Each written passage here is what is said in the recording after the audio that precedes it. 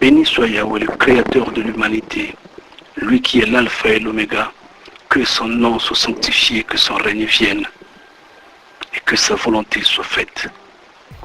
Aujourd'hui, nous allons parler de la RDC. Oui, je veux parler du Congo. Je suis un fils du continent et en tant qu'Africain, j'ai bien le droit de parler du Congo. Il est de nos avantages que le Congo soit en paix. Parce que le Congo est le cœur de l'Afrique. Le Congo est le cœur de l'Afrique, j'insiste. Tant que le Congo n'a pas de paix, l'Afrique n'aura pas la paix. Tant que le Congo n'a pas de tranquillité, l'Afrique n'aura pas de tranquillité. Comme je dirais, si le Congo ne se développe pas, il n'y aura pas de développement en Afrique. Je ne veux pas rentrer dans des polémiques à la con disant tel pays est riche, tel autre est pauvre. Mais nous connaissons tous, nous sommes tous africains, nous le savons bien que il n'y a la paix que dans des pays pauvres en Afrique. Des pays comme le Sénégal, des pays comme le Bénin, des pays comme le Ghana et autres jouissent de la paix parce qu'ils sont pauvres. Et partout où il y a un grain qui intéresse les ennemis de l'Afrique, il y a des guerres. On peut bien voir récemment le Mali. Le Mali a été un pays toujours en paix, avec leur modèle de démocratie que les gens ont longtemps admiré. Malheureusement, depuis qu'on a découvert des richesses énormes sur leur territoire, il n'y a plus de paix au Mali. Mais le cas du Congo est différent. Le Congo a plus à donner pour stabiliser tout le continent africain. Et ça, c'est connu de tous. Il y a des gens qui ont des cerveaux d'oiseaux, ne connaissant pas la valeur et l'importance du Congo. Le Congo est le cœur de l'Afrique. Le Congo est le poumon du monde. La paix du monde dépend du Congo. Je n'ai pas à prouver pourquoi, mais je vous le dis, comprenez-le. Le jour où le Congo sera en paix, l'Afrique sera en paix et le monde entier va aspirer à la paix. La paix dans le monde dépend du Congo. Certaines personnes diront, mais il fallait bien parler peut-être de l'Israël et de la Palestine. Je dis, je pèse mes mots. Je sais ce que je suis en train de dire. Même si je ne peux le prouver, je dis, j'insiste, le Congo est le poumon du monde et la paix du monde dépend du Congo. Les multinationales n'affluent pas en Palestine. Les multinationales n'affluent pas en Israël. Les multinationales s'affluent au Congo. L'oligarchie mondiale a les mains mises sur le Congo, non sur la Palestine, non sur l'Israël. Et c'est pourquoi je dis, la paix du monde dépend du Congo. Le jour où le Congo aura la paix, le monde sera en paix. L'Afrique d'abord, puis le monde.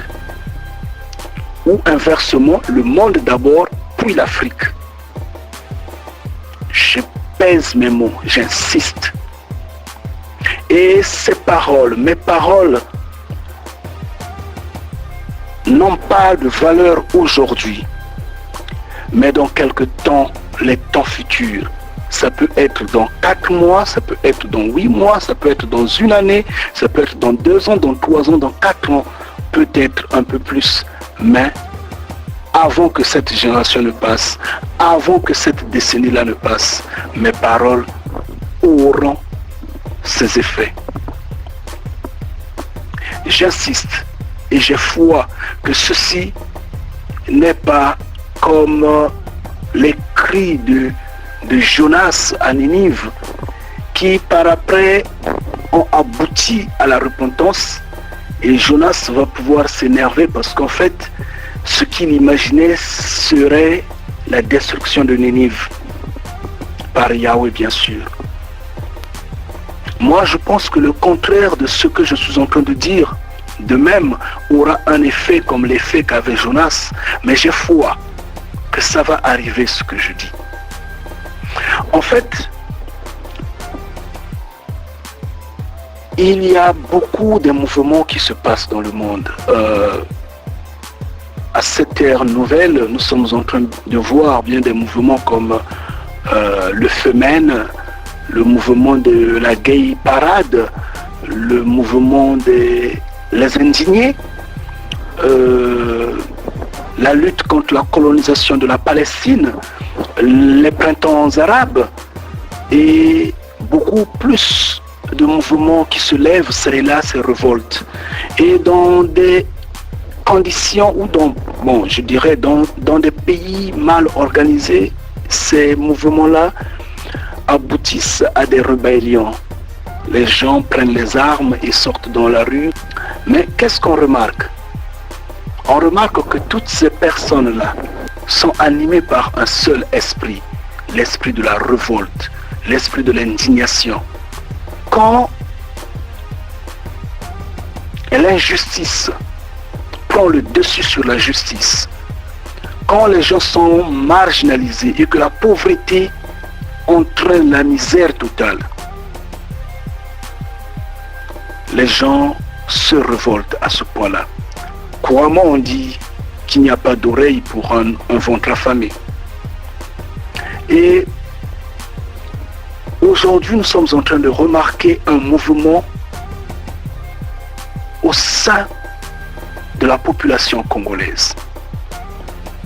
C'est le mouvement des combattants.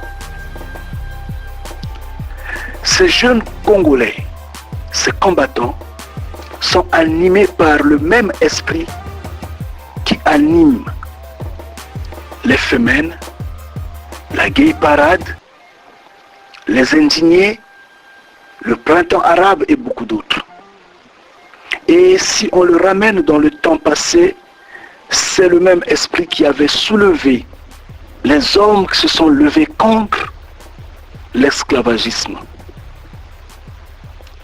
Les hommes qui s'étaient levés contre la colonisation. C'est le même esprit.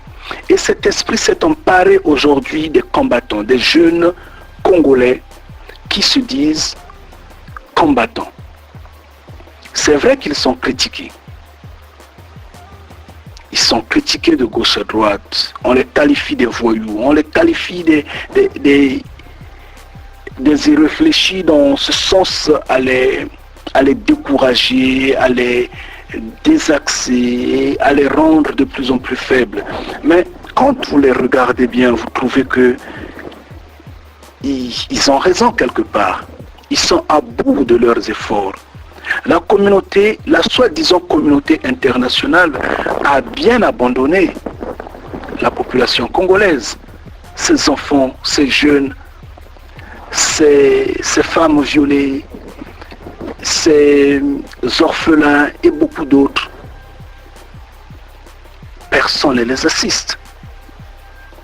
Ça se voit comme c'était le combat de David et Goliath. Le même esprit qui s'était emparé de David, c'est le même esprit qui s'est emparé de ces Congolais-là, de ces jeunes-là. On essaie de les décourager, mais je pense qu'ils ne vont pas se décourager. Parce qu'en fait, ils sont animés par cet esprit. Ils veulent lutter contre cette machine-là. Ils veulent désaxer cette machine. Et c'est possible. C'est possible parce que dans le cours d'histoire, les grandes batailles ont été emportées de l'étranger. David est venu de son champ pour combattre Goliath. Quand le mur de Jéricho était tombé, les fils d'Israël étaient à l'extérieur. Pour libérer le fils d'Israël d'Égypte, Yahweh a utilisé Moïse et Moïse a grandi à l'extérieur du camp juif. Moïse a grandi chez Pharaon. Il est venu de l'extérieur. Et de surcroît, avant qu'il ne rentre en jeu, il est sorti de l'Égypte pour revenir les prendre. Jésus s'était réfugié en Égypte pour rentrer exécuter sa mission, ou je pourrais dire encore, s'était retiré dans le désert pendant 40 jours avant qu'il ne rentre détruire la loi de Moïse. Donc, en fait, le vrai combat se joue à l'extérieur. Et ces enfants sont comme des fourmis, ces combattants. Ils sont animés par cet esprit, mais ils sont comme des fourmis. Et c'est possible qu'ils marchent sur Kinshasa. C'est possible. Il ne faudrait pas les sous-estimer. Au contraire, un Africain digne de ce nom devrait être combattant. Bien, je ne voudrais pas m'attirer des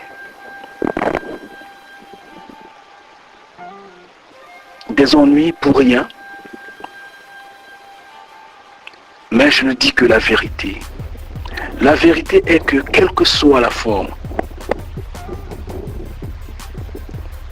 tout est arrivé à la fin. Et je veux pouvoir expliquer cette fin-là. Mais avant que je n'explique cette fin, je voudrais également parler aux compatriotes du Congo-Brazzaville. Eux qui, dans la manière de parler, disent souvent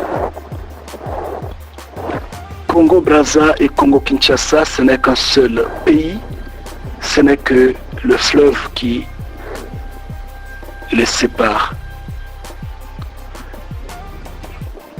Ils le disent bien.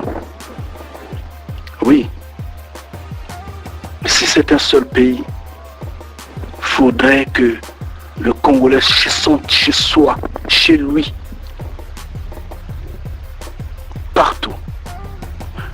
Que celui de Brazza se sente chez lui à Kinshasa et que celui de Kinshasa se sente chez lui à Brazza. Parce que si on écrit ce Congo avec K, il est un seul territoire. Le Congolais de Kinshasa est bien le voisin. J'insiste, non le voisin, je dirais le frère. Parce que moi je vois le Congo avec un grand K. Et ça c'est évident. Que celui de Kinshasa se sente chez lui à Brazza et que celui de Brazza se sente chez lui à Kinshasa, alors il serait souhaitable que cela soit ainsi. Ils ne sont pas forcément des bons samaritains, mais ce sont nos frères. Et nous aussi, nous ne sommes pas des bons samaritains. Nous sommes leurs frères. Nous sommes tous des frères. Il faudra enlever des disputes vaines, des querelles à la con.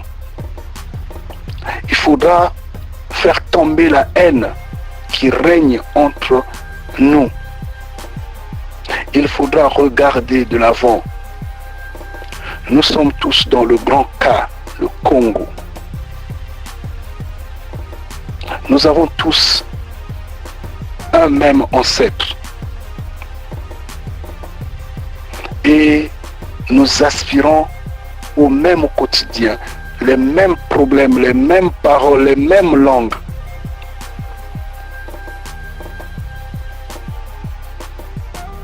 Et si il est maintenant l'heure de reconnaître que Simon Kimbangu était sur la bonne voie. Ce qu'on ne reconnaissait pas il y a quelques années, alors il est l'heure de rentrer sur la terre de nos ancêtres. C'est vrai. Quand nous observons le monde, nous nous rendons compte que partout dans le monde, la vie est pareille. Que toutes les villes du monde sont devenues comme Sodome et Gomorrhe. Toutes les villes, j'insiste. Et donc, il serait souhaitable d'être chez soi. Et chez soi, c'est chez nous là-bas, le Grand Congo. Si j'ai tort de le dire, ces paroles vont se manifester.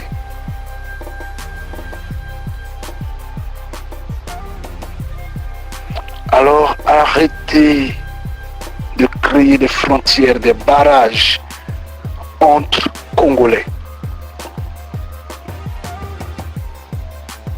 Arrêtez de créer des barrages entre Congolais. Arrêtez de créer des frontières entre Congolais. C'est une fatalité si vous vous comportez ainsi. Ce serait encourager le diable, signer le pacte avec le diable. Alors que l'éveil est en marche, nous sommes appelés à nous lever. Nous sommes appelés à nous lever. Et à crier haut que Yahweh est vivant, que l'heure de Yahweh, la trompette a sonné. Et la trompette sonne pour chacun de rentrer chez soi. Sonne un message fort, un message ferme. Nous connaissons nos ennemis. J'insiste, nous connaissons nos ennemis. Bien qu'ils se cachent la face, mais ce sont les mêmes qui mettent le feu. Ce sont des pyromanes et ils deviennent pompiers. C'est pourquoi je n'ai jamais accepté l'idée que le Rwanda est vraiment l'ennemi du Congo-Kinshasa. Non, je ne pense pas. Le Rwanda a été toujours voisin du Congo-Kinshasa. Toujours. Mais nous connaissons qui est le vrai ennemi du Congo. Et le vrai ennemi du Congo est en train d'utiliser l'esprit rwandais parce que l'esprit rwandais est faible. Parce que l'esprit rwandais ne peut pas résister aux ennemis du Congo, aux ennemis des Africains, aux ennemis des Noirs.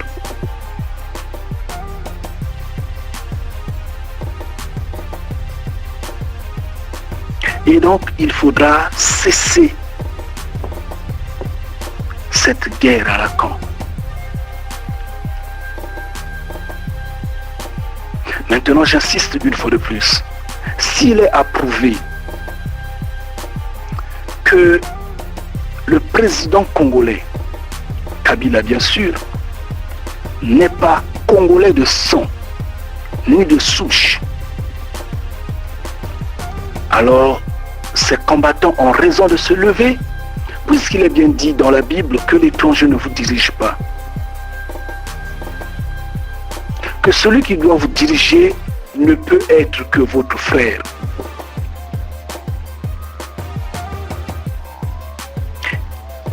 Alors donc, il mène un combat louable.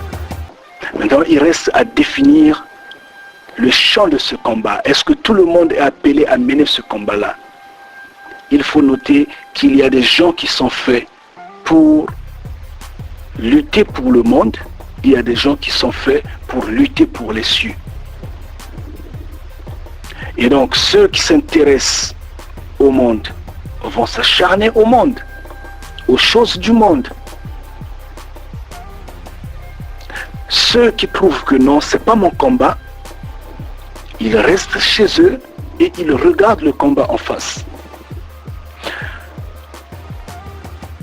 Mais mon problème n'est pas vraiment celui-là. Mon problème est de dire que le jour où la paix arrivera, j'insiste, le jour où les larmes de ces femmes violées, de ces enfants affamés, de ces orphelins, de ces veuves, veufs et autres seront essuyées, ce jour-là, que le peuple sera dans la joie totale. En ce jour,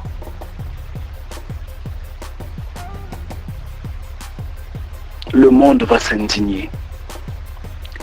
Le monde sera rempli de joie et d'étonnement. Et donc, le monde va rentrer dans une phase de paix. Au bout de 3 mois, au plus, il n'y aura plus de pasteurs à Kinshasa. Les églises vont fermer. La joie sera totale. Tout le monde courira dansant, sautant. Oui, c'est pourquoi le diable avait fait la promotion de la musique. La musique est comme serait le sang qui coule dans les veines des Congolais. C'est pourquoi le diable avait apporté la boisson, la bière, la primus, avait apporté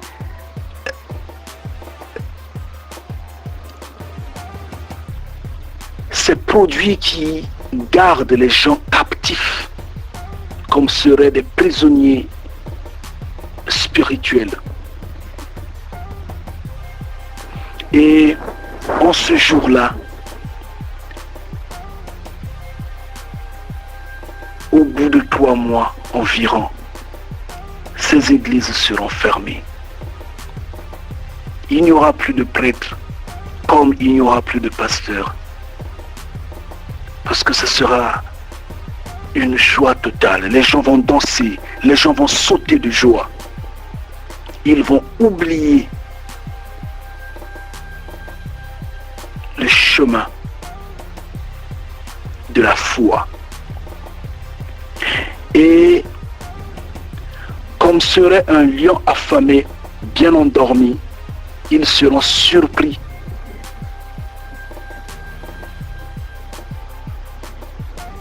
Quand le diable ressuscitera ses forces, les mêmes forces qui seront combattues bientôt, les mêmes forces qui ont été combattues. Parce qu'il faut noter que quand le diable sort de la maison, il tourne les horizons. Il revient, il retrouve la maison propre. Il repart chercher les esprits qui sont 7 fois plus forts que lui et reviennent occuper la même maison. Et quand les larmes des Congolais seront séchées, quand les Congolais vont danser, quand les Congolais vont sauter de joie, quand ils vont boire cette boisson enivrante qui va les égarer comme ça les a toujours égarés depuis près d'un siècle ou peut-être plus d'un siècle. De l'autre côté, en Palestine, il y aura la joie aussi. Il y aura la paix. Parce que, j'insiste, que la paix du monde dépend du Congo. Quand le Congo sera en paix, le monde sera en paix. Pourquoi? Parce que le Congo est le poumon du monde. Et à ce moment-là,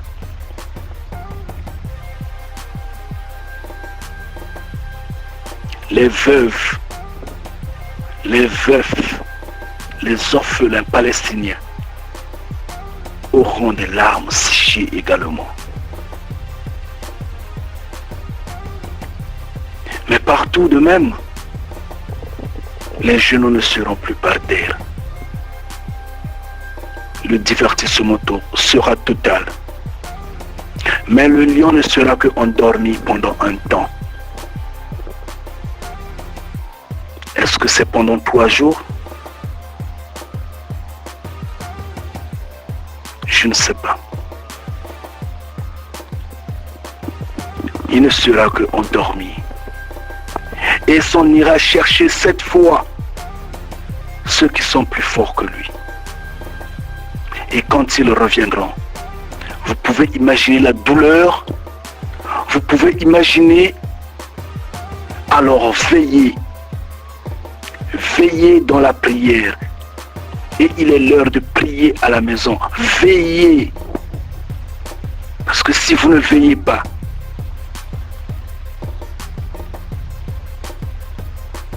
imaginez la douleur.